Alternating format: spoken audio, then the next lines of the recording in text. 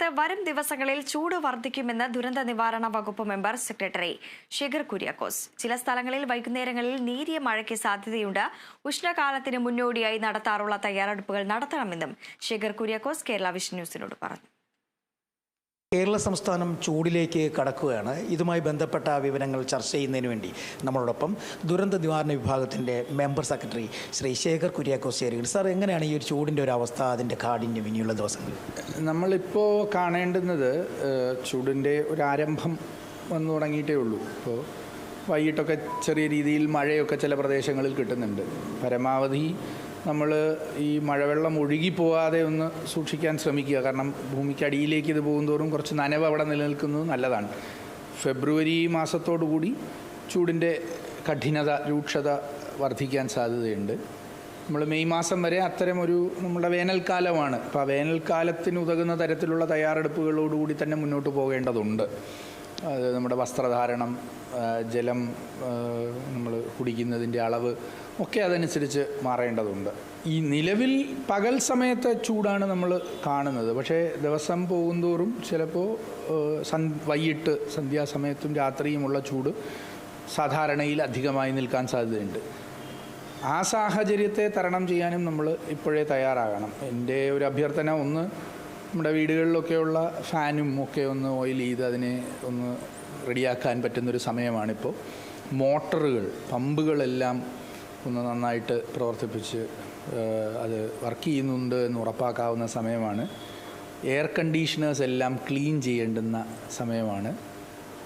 അതൊക്കെ ക്ലീൻ ചെയ്ത് സൂക്ഷിക്കുക. അപ്പോൾ അതിൻ്റെയൊക്കെ എഫിഷ്യൻസി കൂടും. ഏതെങ്കിലുമൊക്കെ സംവിധാനങ്ങൾക്ക് ചെറിയ പ്രശ്നങ്ങളൊക്കെ ആയിട്ടുണ്ടെങ്കിൽ അതൊക്കെ ഇപ്പോഴേ പരിഹരിക്കുക.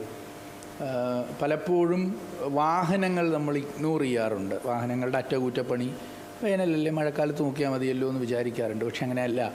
നമ്മൾ വാഹനങ്ങളുടെ പ്രത്യേകിച്ചും ഫ്യൂവൽ ഉപയോഗിക്കുന്ന പമ്പ്, അതിൻ്റെ പൈപ്പുകളൊക്കെ ഒന്ന് പരിശോധിച്ച് അവയൊക്കെ നന്നായിട്ടാണ്, അതിൻ്റെ എയർ കണ്ടീഷണറിൻ്റെ എഫിഷ്യൻസി നല്ലതാണ് എന്നുള്ളതൊക്കെ ഒന്ന് നോക്കുന്നത് നല്ലതാണ്. അതൊക്കെ ചൂട് ആഗിരണം ചെയ്ത്, അല്ലെങ്കിൽ ചൂട് പ്രവർത്തിക്കുമ്പോൾ ചൂട് വിതരണം ചെയ്യുന്നതാണ്. അതുകൊണ്ട് തന്നെ അതിൽ നിന്നുള്ള അപകടങ്ങളൊക്കെ ഒഴിവാക്കാൻ ഉതകുന്നതാണ്. ഈ മുൻ വർഷങ്ങളെ അപേക്ഷിച്ച് ചൂട് കൂടാനുള്ള സാധ്യത കാണുന്നുണ്ടോ? നമ്മളിപ്പോൾ കൺസിസ്റ്റൻ്റായി നോക്കിയാൽ ഇപ്പോൾ കഴിഞ്ഞ വർഷം കേരളത്തിൽ ഒരുപക്ഷെ ചരിത്രത്തിൽ ആദ്യമായി, ഒരുപക്ഷെ അല്ല 15 വർഷത്തിൻ്റെ ഇടയിൽ ആദ്യമായിട്ടാണ് ഹീറ്റ് വേവ് ഡിക്ലെയർ ചെയ്യപ്പെട്ടത്.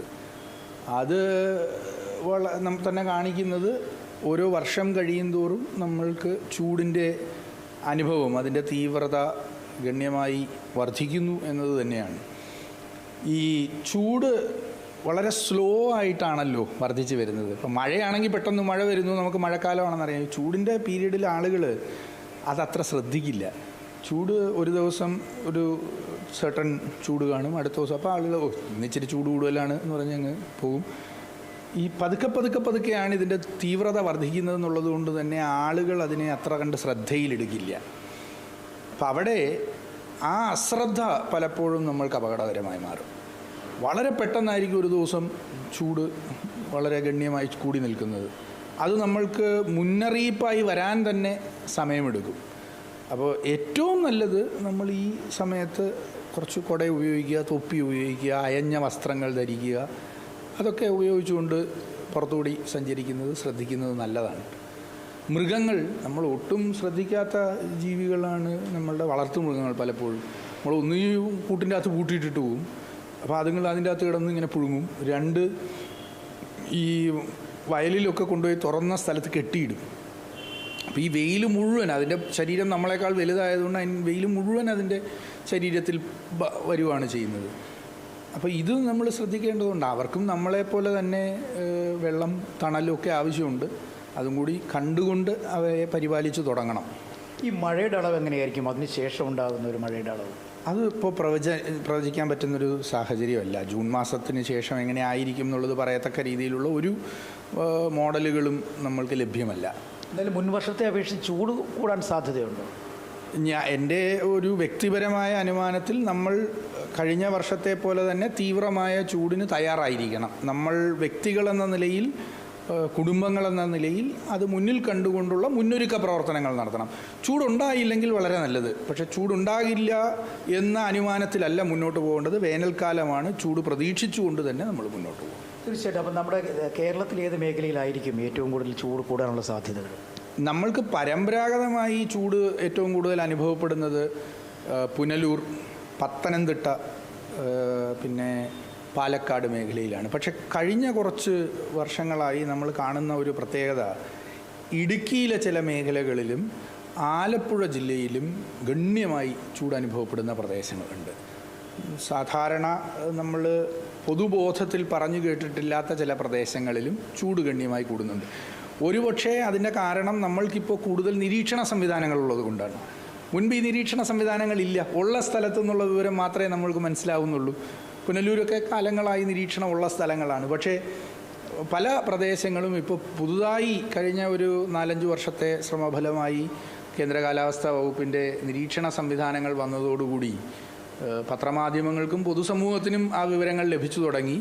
അത് അനുഭവപ്പെടുന്നുണ്ട് എന്നത് വ്യക്തികളുടെ കുറിപ്പുകളോ വർത്തമാനമോ ആയി നമ്മൾ കേൾക്കുന്നത് പോലെ തന്നെ രേഖാമൂലവും തെളിവ് സഹിതം നമ്മളുടെ മുന്നിൽ വരികയാണ്.